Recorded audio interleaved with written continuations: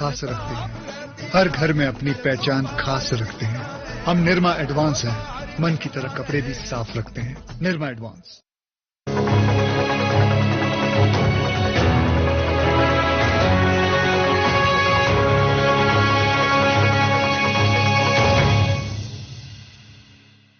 नमस्कार, बुलेटिन में आपका स्वागत है। मैं हूं आपके साथ चविष्का ती। नजर डालते हैं इस वक्त की हेडलाइंस पर। रायपुर में कांग्रेस चुनाव समिति की बैठक संपन्न। बैठक में दिए गए कई सुझाव। जीमेल में अब तक आ चुके 500 से अधिक सुझाव। सीहोर में विधानसभा चुनावों की तैयारियों में जुटी पार्टी। आगामी चुनावों को लेकर प्रशिक्षण कार्यक्रम का आयोजन। निर्वाचन संबंधी कार्रवाइयों पर की गई चर्चा।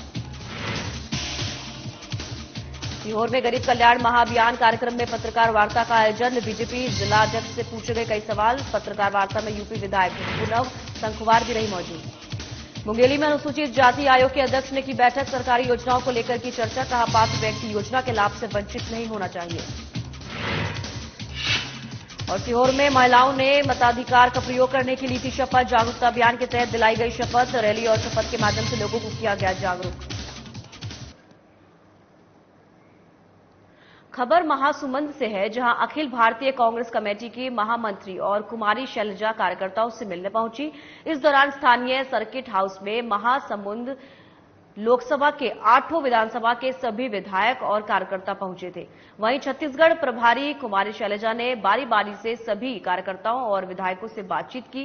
साथ ही पत्रकार वार्ता में पत्रकारों के सवालों का जवाब देते हुए उन्होंने कहा कि ईडी और आईटी केंद्र सरकार के इशारे पर काम कर रही है। वहीं शराब घोटाले और कोल घोटाले पर पत्रकारों के सवाल का जवाब देते हुए कहा कि जिनके दामन दागदार हैं, वही राज्य सरकार की छवि धूमिल करने का काम कर रही है।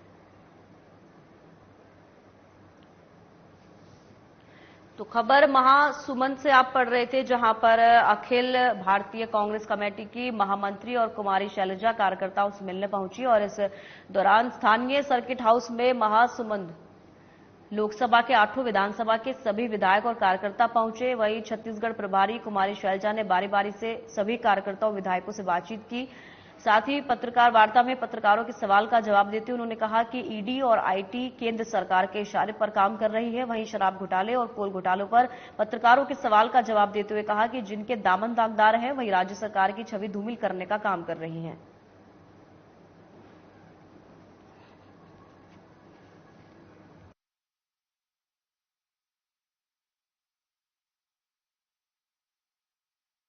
देखें कि हर जगह देख रही है। अभी आपने देखा, हिमाचल हो, कर्नाटक हो, अपनी हार से बौखला गए।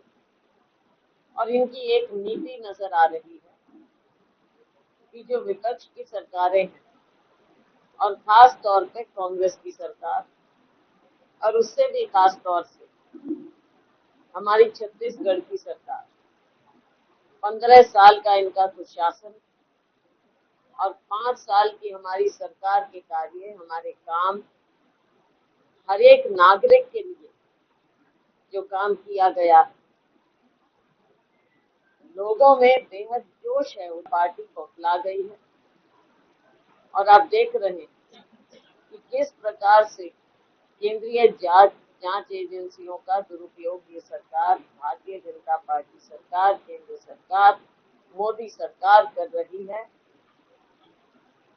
और आपने तो देखा, यहाँ पर हर रोज कहीं ना कहीं सरकारी दफ्तर, हमारा सेशन हुआ, सरकारी दफ्तरों पर छापा। सीहोर में विधानसभा चुनाव के मद्देनजर जिले में विभिन्न थानों में पदस्थ अधिकारी और कर्मचारियों के लिए प्रशिक्षण कार्यशाला का आयोजन किया गया।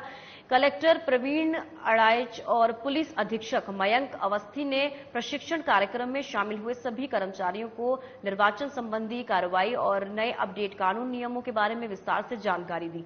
इस दौरान एडीएम वृंदावन सिंह, अतिरिक्त पुलिस अधीक्षक गीतेश गर्ग, डीएसपी विजय अंबोरे समेत कई वरिष्ठ अधिकारी मौजूद रहे।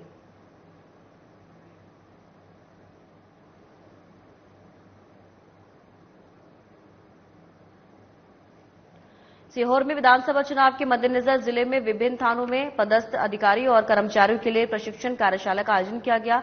कलेक्टर प्रवीण अड़ाइच और पुलिस अधीक्षक मयंक अवस्थी ने प्रशिक्षण कार्यक्रम में शामिल हुए और सभी कर्मचारियों को निर्वाचन संबंधी कार्रवाई और नए अपडेट कानून नियमों के बारे में विस्तार से जानकारी दी। इस दौरान एडीएम वृंदावन सिंह, अतिरिक्त पुलिस अधीक्षक गीतेश गर्ग, डीएसपी विजय अंबोरे समेत कई वरिष्ठ अधिकारी मौजूद रहे।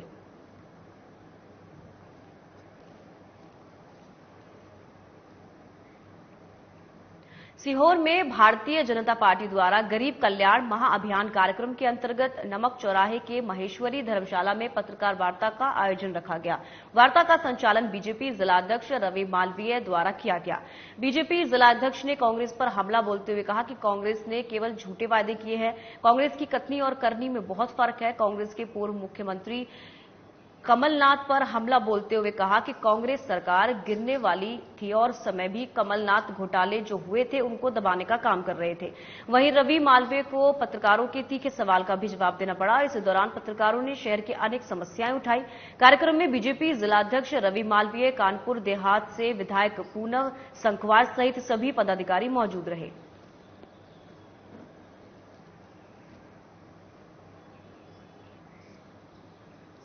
धमतरी में भूपेश बघेल सरकार के खिलाफ प्रदर्शन करते हुए घोटालों की बारात निकल आई। इस रैली में बाजुमो कार्यकर्ताओं भूपेश मंत्रिमंडल के कई मंत्रियों के मुखौटे लगाए हुए चल रहे थे। किसी ने भूपेश बघेल का मुखौटा लगाया था तो कहीं कवासी लखमा बना हुआ था। घोटाले की इस रैली में बीजेपी कार्यकर्ताओं ने जगह जगह जुआ खेलते हुए, सट्टा लगाते हुए, शराब की कालाबाजारी और घोटाले को चिन्हित करने शराब की बोतलों के साथ नोट बांटते हुए रैली निकाली। इस तरह कांग्रेस सरकार के कार्यकाल में हुए घोटालों को आम जनता के सामने रखने का प्रयास किया गया। घोटालों की इस रैली में भाजयुमो कार्यकर्ताओं के साथ साथ बीजेपी के कई वरिष्ठ नेता शामिल हुए।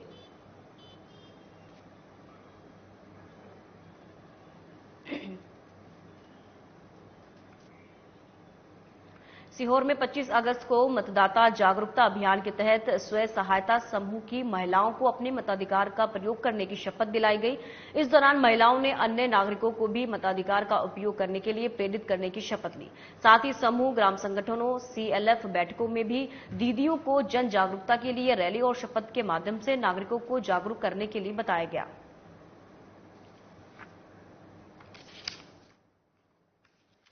सीहोर में 25 अगस्त को मतदाता जागरूकता अभियान के तहत स्वयं सहायता समूह की महिलाओं को अपने मताधिकार का प्रयोग करने की शपथ दिलाई गई। इस दौरान महिलाओं ने अन्य नागरिकों को भी मताधिकार का उपयोग करने के लिए प्रेरित करने की शपथ ली। साथ ही समूह, ग्राम संगठनों, सीएलएफ बैठकों में भी दीदियों को जन जागरूकता के लिए रैली और शपथ के माध्यम से नागरिकों को जागरूक करने के लिए बताया गया।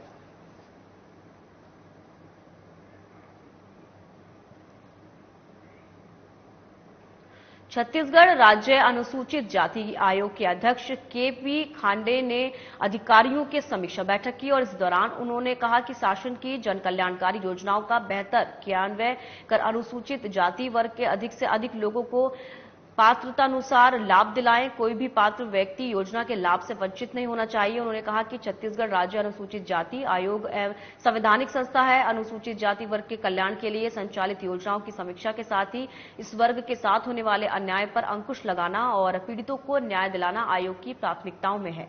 आयोग विशेष न्यायालय के रूप में कार्य करती है और आयोग की अनुशंसा को मानने की बाध्यता है। उन्होंने कहा कि अनुसूचित जाति वर्ग के अधिकारी कर्मचारियों के साथ कार्यालयों में भेदभावपूर्वक व्यवहार नहीं होना चाहिए।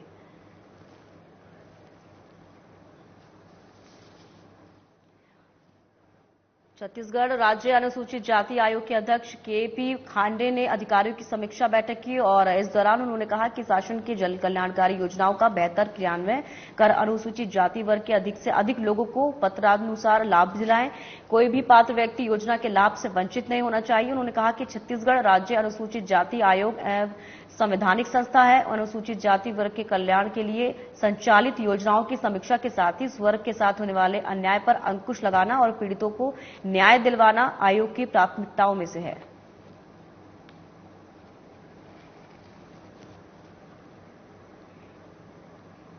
रायपुर में कांग्रेस घोषणा पत्र चुनाव समिति की बैठक संपन्न हुई और इसकी जानकारी समिति के अध्यक्ष मोहम्मद अकबर ने दी है। इस बैठक के बाद कांग्रेस के इंचार्ज जनरल सेक्रेटरी कुमारी शैलजा की उपस्थिति में फिर होगी और इससे पहले ही समाचार पत्रों के माध्यम से ये सूचना दी जा चुकी है। जिनको भी घोषणा पत्र से संबंधित सुझाव देना है वे दे सकते हैं। प्रदेश कांग्रेस कमेटी में आकर जो भी सुझाव देना चाहते हैं वे दे सकते हैं।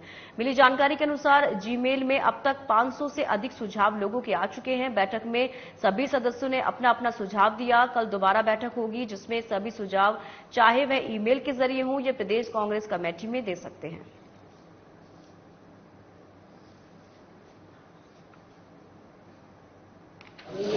मैं झूठ बोलने वालों के बारे में ज्यादा टिप्पणी नहीं करता। हिंदुस्तान के प्रधानमंत्री आदरणीय नरेंद्र मोदी जी रायपुर आए थे। देश के प्रधानमंत्री हैं इसलिए हम उनका बहुत सम्मान करते हैं, लेकिन मंच से जिस तरीके से देश के प्रधानमंत्री जी से असत्य कथन कराया गया, मैं अभी भी आपके माध्यम से और आपसे ही कहना चाहता हूं, 1 रुपया भी धान खरीदी में केंद्र सरकार अगर देती है तो उनको दस्तावेज प्रेस के माध्यम से जनता को सौंपना चाहिए। हम पिछले साल 34,000 करोड़ रुपया 6% से 8% के लोन लेकर के आरबीआई से लेकर के विभिन्न बैंकों से कर्ज लेकर के धान खरीदी करते हैं और इस साल जैसा मैंने कहा लगभग 40,000 करोड़ रुपया हम धान खरीदी में खर्च करने वाले हैं। पैसा हम कर्ज लेते हैं, जितना चावल बनाते हैं, जितना चावल एफसीआई को हम देते हैं उसका पैसा एफसीआई हमें देता है। और बिफोर लास्ट ईयर केंद्र सरकार ने हमारा चावल नहीं खरीदा, 10 लाख मीट्रिक टन हमको बाजार में बेचना पड़ा था। कोई जवाब है भारतीय जनता पार्टी के पास? असत्य कथन नहीं करना चाहिए। घोषणा पत्र समिति की पहली बैठक संपन्न हुई है और काफी महत्वपूर्ण सुझाव उसमें प्राप्त हुए हैं। आज की बैठक के बाद हमारी जो इंचार्ज जनरल सेक्रेटरी हैं शैलजा जी, उन्होंने दोबारा कल एक बार फिर से उनकी उपस्थिति में भी बैठक करने के लिए कहा है। तो कल एक बार 12 बजे फिर से हम लोग बैठक करेंगे। इसके पहले प्रेस कॉन्फ्रेंस के जरिए और सभी समाचार पत्रों में इस आशय की सूचना हम लोग जारी कर चुके हैं कि जिनको भी घोषणा पत्र से संबंधित आगामी चुनाव को लेकर सुझाव देना है तो हमने एक ईमेल एड्रेस भी प्रसारित किया है और व्यक्तिगत तौर पर भी प्रदेश कांग्रेस कमेटी में यदि कोई सुझाव आकर देना चाहता है तो वो दे सकता है। ईमेल में भी लगभग 500 से अधिक अब तक सुझाव प्राप्त हो चुके हैं। सीहोर पुलिस को बड़ी सफलता हाथ लगी है। पुलिस ने मुखबिर की सूचना पर कार्रवाई करते हुए अंतर्राज्यीय ठग को गिरफ्तार किया है। मिली जानकारी के अनुसार आरोपी एटीएम कार्ड बदलकर ठगी की घटना को अंजाम देता था, जिसकी शिकायत आवेदक ने थाने में की थी। मामले को गंभीरता से लेते हुए पुलिस ने आरोपी को गिरफ्तार कर लिया, जिसके कब्जे से एक पिस्टल और कई एटीएम जब्त किए गए हैं। पूछताछ में आरोपी ने ठगी की घटना को अंजाम देना स्वीकार किया है और पुलिस आरोपी को गिरफ्तार कर न्यायिक रिमांड पर जेल भेज दिया गया है। 21 को ये लोग अपने दोस्त मनीराम कारपेंटर की पत्नी मिथिलेश का रुपया निकालने के लिए एटीएम गए थे। करेरा सहायता केंद्र के पास एसबीआई के एटीएम रुपये निकालने के लिए गए तो एक अज्ञात व्यक्ति पहले से वहां खड़ा था।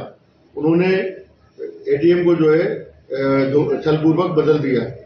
उसके बाद वहां से वो चला गया, उनके साथ धोखाधड़ी से पैसे निकाले और चला गया। इस पर थाना करेरा में अपराध पंजीबद्ध किया और विवेचना में लेकर हमारे शर्मा जी जो थाना प्रभारी हैं उन्होंने चैलेंज के रूप में लिया और श्रीमान पुलिस अधीक्षक महोदय के निर्देशन में जो अभियान चल रहा है अवैध शराब, जुआ, सट्टा, उत्खनन, चोरी, धरपकड़, जीरो टॉलरेंस का चल रहा है, उसमें श्रीमान अतिरिक्त पुलिस अधीक्षक महोदय के निर्देशन में और हमारे मार्गदर्शन में करेरा पुलिस को शाम को 24/8 को सूचना मिली कि एक व्यक्ति खेरा घाट किराए पर रिवाल्वर लिए खड़ा हुआ है, कोई वारदात के उसमें गंभीर वारदात करने के उसमें है। हमारे टीआई साहब जो है शर्मा जी ने अपने स्टाफ के साथ त्वरित गति से कार्रवाई करते हुए उस व्यक्ति को पकड़ा। सीहोर में पुलिस अधीक्षक मयंक अवस्थी द्वारा आगामी चुनाव के दृष्टिगत क्षेत्र में अवैध गतिविधियों में संलिप्त अपराधियों की धरपकड़ की कार्रवाई जारी है। लगातार अनुविभागीय अधिकारी और समस्त थाना प्रभारियों को समय समय पर दिशा निर्देश दिए जा रहे थे। इसी कड़ी में अतिरिक्त पुलिस अधीक्षक गीतेश गर्ग के मार्गदर्शन में चौकी प्रभारी उनी अविनाश भोपाले भोपले की पुलिस स्टेशन ने सुनियोजित तरीके से मुखबिर सूचना पर कार्रवाई करते हुए 9 जुआरियों को गिरफ्तार किया है, जिनके कब्जे से 20,000 रुपए जब्त किए गए।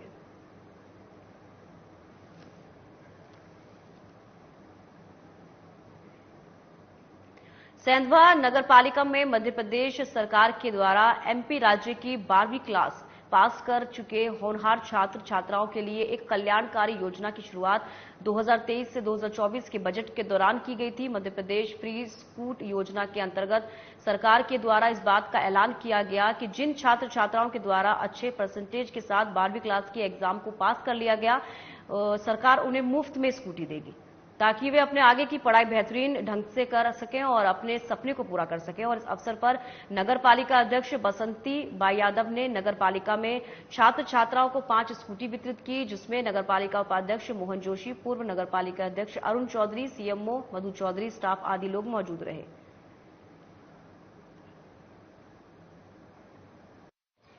अच्छे नंबरों से पास हुए उनको हमने स्कूटी वितरण करी है। ये मामा जी, शिवराज मामा जी के तरफ से आई है।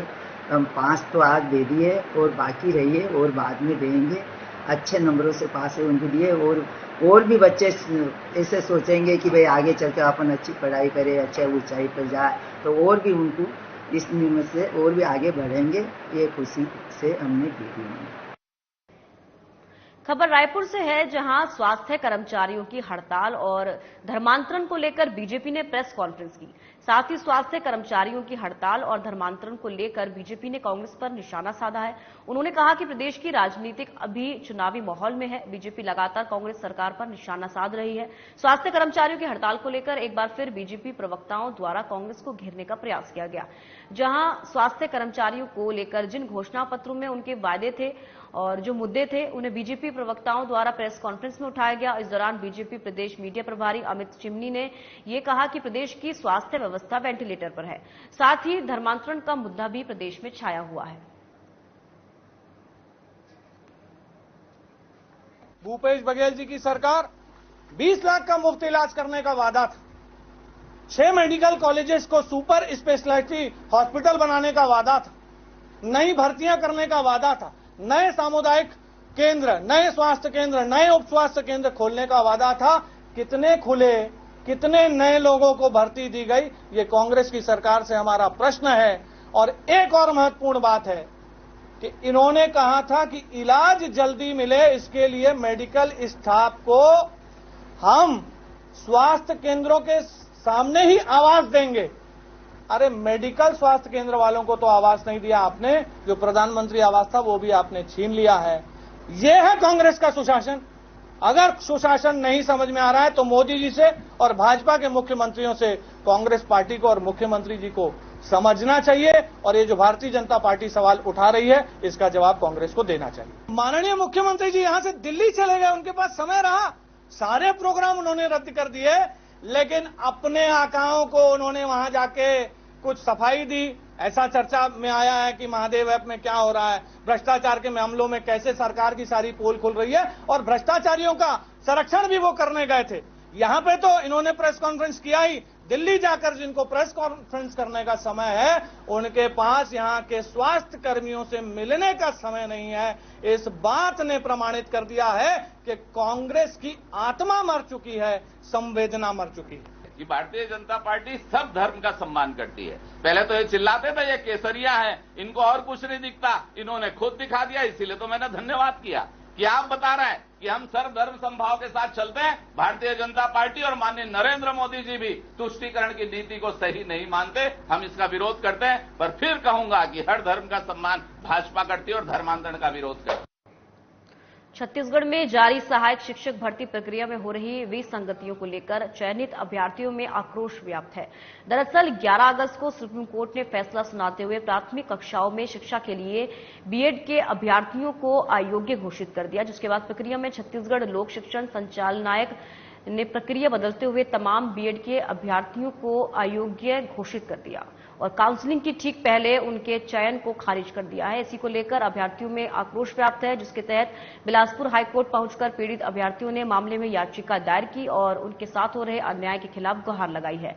अभ्यर्थियों का कहना है कि क्योंकि इस भर्ती प्रक्रिया की काउंसलिंग शुरू हो गई है, ऐसे में याचिका की सुनवाई तक काउंसलिंग पूरी भी हो जाएगी और यदि फैसला उनके हित में आता है तब भी उसका लाभ वे नहीं ले पाएंगे।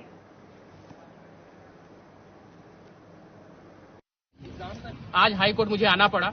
इसके पीछे का एकमात्र कारण है कि हमारे लिए सहायक शिक्षक की भर्ती निकाली गई थी छत्तीसगढ़ शासन के द्वारा, जिस भर्ती में हम बीएड अभ्यर्थी सारे शामिल थे और सबको एलिजिबल किया गया था, जिसके पक्ष में हम लोगों ने 10 जून को इसके पीछे एग्जाम दिया और एग्जाम में हम सभी मेरिट वाइज अपने अपने अंक जारी करके हम लोग रैंक में आए और हम सब यहाँ जितने हैं सब रैंक होल्डर बीएड अभ्यर्थी हैं जो अपनी नौकरी और अपने पद के लिए यहाँ खड़े हुए हैं। इसके पीछे का राज ये है कि हमारी सरकार जो है जल्दी भर्ती करने के चक्कर में पहले बीएड को अभ्यर्थियों को पहले शामिल किया, शामिल करने के बाद रिजल्ट निकाला, रिजल्ट तक बीएड अभ्यर्थी मान्य थे और काउंसलिंग के 2 दिन पहले ही बीएड अभ्यर्थी को बाहर कर दिया गया, जिसके पक्ष में हम लोग को काउंसलिंग से बाहर कर दिया गया और मान के चलिए कि हमको नौकरी से भी बाहर करने की पूरी तरह से कोशिश उनकी है, पर ये कोशिश काम होने नहीं देंगे। हम सब बीएड अभ्यर्थी आज शामिल होने के लिए आप लोगों के सामने बात रख रहे हैं और सारे बीएड अभ्यर्थी जो भी इस वीडियो को देख रहे हैं कृपया आइए, हाई कोर्ट आइए, अपने लिए खुद लड़ाई करने के लिए तैयार रहिए। हाँ, हम लोगों ने यहाँ याचिका लगाई है, याचिका भी हमारी दायर हो गई है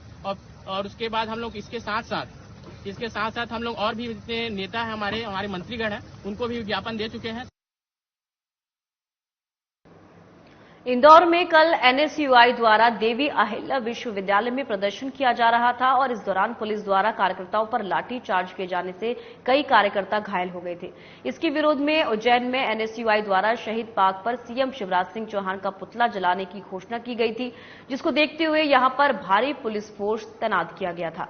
वहीं शाम को कार्यकर्ता तय समय पर शहीद पार्क पहुंचे और नारेबाजी करते हुए सीएम का पुतला जलाने की कोशिश की और इस दौरान पुलिस और कार्यकर्ताओं के बीच जमकर छीना हुई, जिसके चलते पुतले के तार हो गए और कार्यकर्ता पुतला दहन नहीं कर सके।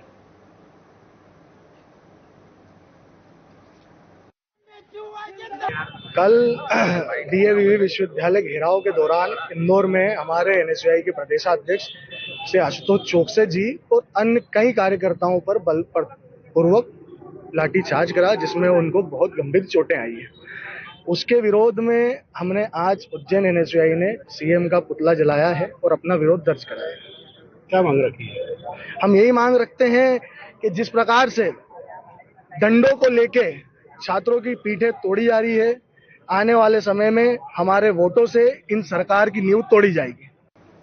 मध्य प्रदेश में सरकारी विभागों में कार्यरत अधिकारी और कर्मचारी वेतन भत्ते और पुरानी पेंशन योजना बहाल करने सहित अन्य मांगों को लेकर पिछले लंबे समय से आंदोलन कर रहे हैं, लेकिन सरकार ने आज तक उनकी मांगें मंजूर नहीं की, जिससे अधिकारियों और कर्मचारियों में आक्रोश व्याप्त है, जिसके चलते पूरे प्रदेश के अधिकारी और कर्मचारी सामूहिक अवकाश पर हैं, जिसमें उज्जैन भी शामिल है। यहां भी नाराज अधिकारियों और कर्मचारियों ने संयुक्त मोर्चा के बैनर तले टावर चौक पर एकत्रित होकर नारेबाजी करते हुए रैली निकालकर विरोध प्रदर्शन किया। इस दौरान कर्मचारी नेता देवेंद्र व्यास ने बताया कि यदि सरकार ने हमारी वाजिब मांगें मंजूर नहीं की तो अगले महीने प्रदेश के समस्त अधिकारी और कर्मचारी अनिश्चितकालीन हड़ताल पर चले जाएंगे। मध्य प्रदेश के अधिकारी कर्मचारी अप्रैल माह से धरना, ज्ञापन, रैलियों के माध्यम से मध्य प्रदेश सरकार से मांग कर रहे थे कि कर्मचारियों की वाजिब मांगों को पूरा किया जाए, उनके महंगाई भत्ते की एरियर राशि दी जावे, पुरानी पेंशन की बहाली की जावे, गृह भाड़ा भत्ता, यात्रा भत्ता आदि भत्तों की दरों में परिवर्तन किया जावे। हम लोगों को जो भत्ते मिल रहे हैं वे छठे वेतन आयोग के 15 साल से हमें वही वेतन भत्ते मिल रहे हैं। मध्य प्रदेश की सरकार ने हमारा जो महंगाई भत्ते का एरियर देने के लिए जो पैसे का प्रबंध किया था वह सारा पैसा प्रदेश की लाडली बहनाओं को दे दिया गया और हम कर्मचारियों को मध्य प्रदेश सरकार लगातार अंगूठा दिखा रही है। अब मध्य प्रदेश के कर्मचारी चुप नहीं बैठने वाले हैं। आज पूरे मध्य प्रदेश के अधिकारी कर्मचारी एक दिन का सामूहिक अवकाश आंदोलन कर शासन का ध्यान आकृष्ट कर रहे हैं। नारायणपुर में छत्तीसगढ़ शासन की महत्वाकांक्षी योजना महात्मा गांधी ग्रामीण औद्योगिक पार्क के अंतर्गत जिले के ग्राम पंचायत एकड़ा में रीपा का संचालन सफलतापूर्वक किया जा रहा है। वर्तमान में यहां सक्रिय रूप से 3 यूनिट में काष्ठ कला, माटी कला और हाथ करघा में कार्य हो रहा है, जिसमें लगभग 50 महिला और पुरुष कार्य कर आय अर्जित कर रहे हैं। वहीं गांव में रीपा के आने से सभी कारीगर एक ही छत के नीचे एकजुट होकर कार्य कर रहे हैं और लगातार यहां पर काम भी आ रहे हैं। इस दौरान काम कर रहे सदस्यों ने बताया कि हमें स्कूलों के लिए लकड़ी के टेबल बेंच बनाने का 20 लाख का ऑर्डर मिला है। साथ ही माटीकला की कलाकृतियों के लिए 10 लाख का अनुबंध हो रहा है। हम सभी बेहद खुश हैं और ओवर टाइम करके काम पूरा करने का प्रयास कर रहे हैं। निश्चित तौर पर रीपा योजना ग्रामीण अर्थव्यवस्था को सुदृढ़ करने में मील का पत्थर साबित हो रही है।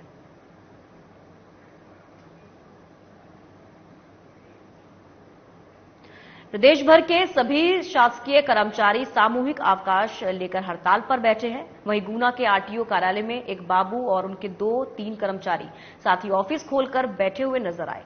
जब हमारी टीम अचानक आरटीओ ऑफिस पहुंची तो उस कार्यालय में पदस्थ बाबू बादाम सिंह राजौरिया अपना कमरा बंद कर ऑफिस से बाहर भागते नजर आए। जब हमने बाबू से सवाल किया तो बाबू अपना पल्ला झाड़ते हुए कहने लगे कि हमें पता नहीं है कि छुट्टी है, हमें तो हमारे अधिकारी का आदेश है, इसलिए हम ऑफिस में बैठे हैं। जबकि आज पूरे प्रदेश के सभी कर्मचारियों ने सामूहिक अवकाश का आवेदन देकर अपनी मांगों को लेकर हड़ताल पर बैठे हुए हैं।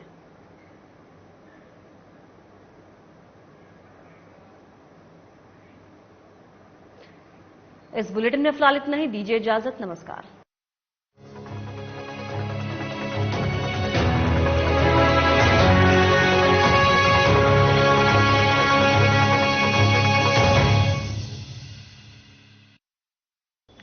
क्या आप दुबले पतले कमजोर हैं?